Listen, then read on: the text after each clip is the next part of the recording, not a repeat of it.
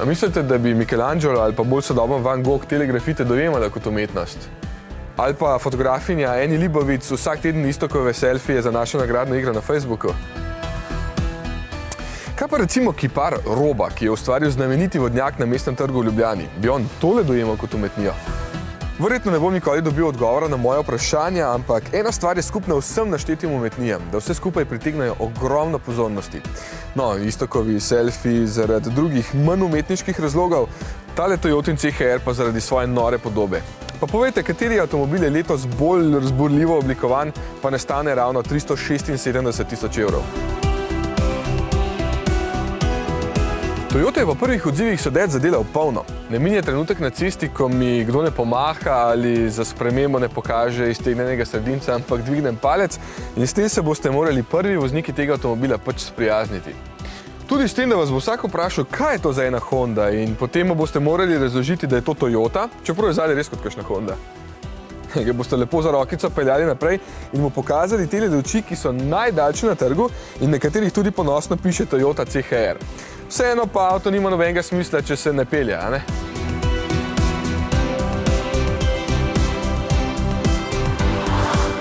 Ne vem, če se še kateri križanec te velikosti in s prednjim pogonom pelje s takšno lahkoto.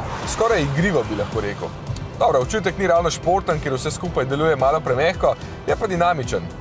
Na volanu je dovolj informacij in nagibanja ni veliko, ker je težišče po zaslugi nove platforme zelo nizko, tako da ovinke požira kot za šalo. Res dobro, da so se zadaj odločili za dražje večvodilno vzmetenje, ki so ga prenesli iz Priusa, ampak nastavili za malo hitrejše vijuganje.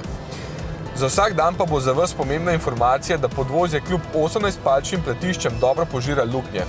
Ni mehko, daleč od tega, ni pa tudi trdo, torej je odličen kompromis. Katere bo motilo, da je notranjost precej temna, s tem deluje bolj utesnjeno kot je v resnici, ampak prostora je dovolj.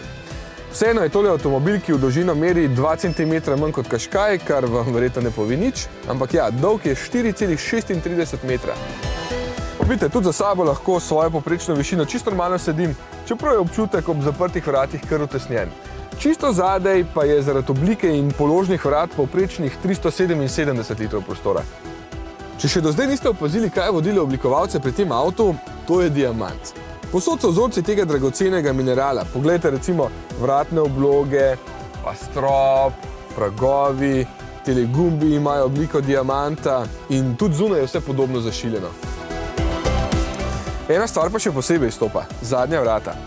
Takšnih kljuk namreč nima noben drug avto na trgu in poleg tega, da skrbijo za kupejevsko podobo, niso po mojem nič slabše uporabna od običajnih. Edino otroci pa naš že jih malo težje dosežejo, ampak to ni nujno slabo.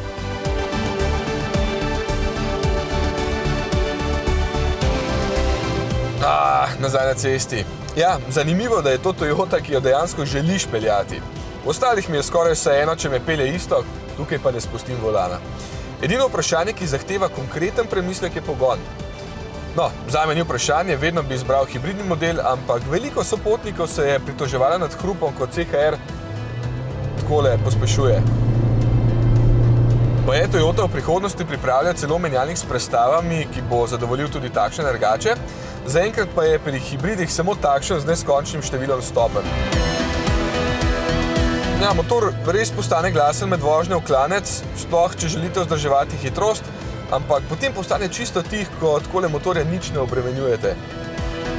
Hkrati ne daje občutka, da je CHR s tem pogonom dinamičen, dokler se ne zapeljete na regionalno cesto, hitro odpeljete nekaj lepih ovinkov in prehitro ujamete počasne voznike pred sabo. Takrat boste videli, da je tudi 90 kW, kar je 122 konjev, čisto dovolj. Bolj moti slab občutek na zavornem pedalu, ker se med zaviranjem polni baterija in ne popusti dovolj hitro, ampak to je davek na hibridni pogon. Se pa povsem zdi, da bi podvozje preneslo še bistveno več. Mogoče še dve številki. Pospešek 11 sekund do 100 je okej, ni ne vem kaj, se pa dovolj hitro premakne. Bolj navdušijo vmesni pospeški, ko občutno pomaga še elektromotor. Manj pa bo voznike, ki so pogosto na nemških avtocestah navdušila končna hitrost. Samo 170 km/h gre CHR, kar je za današnje čase skoraj smešno malo. 1,2 litrski model gre 180, ampak ne porabi 6 litrov kot tale. In to je zelo dober rezultat glede na vožnjo na našem testu, gre pa ta številka z lepo vožnjo še precej nižje. Tole je najdražji CHR in z vso možno dodatno opremo stane 30 jurjev. Ko pogledaš na seznam dodatne opreme, se sploh ne zdi velik, medtem ko osnovni nehibridni model stane pod 20. Eden najbolj razborljivih avtomobilov leta 2016 tako na skoraj vseh področjih navduši, edino pogon je preveč priusovski.